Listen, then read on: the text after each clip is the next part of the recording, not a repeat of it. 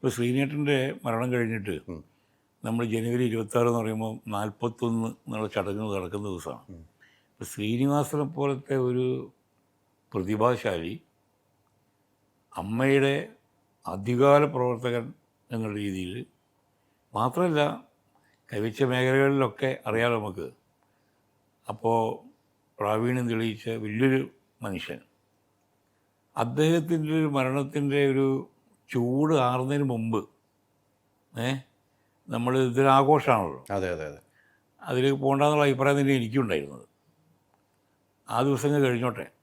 കാരണം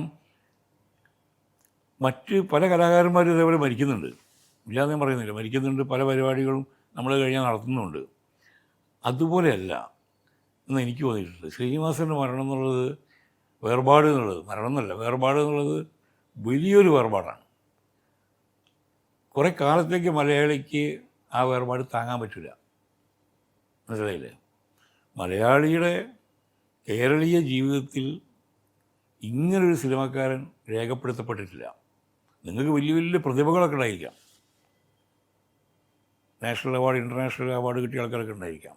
പക്ഷെ നമ്മുടെ നിത്യജീവിതത്തിനെ ഇത്രമാത്രം സ്പർശിച്ച വേറൊരു ചരിത്രകാരുണ്ടോ?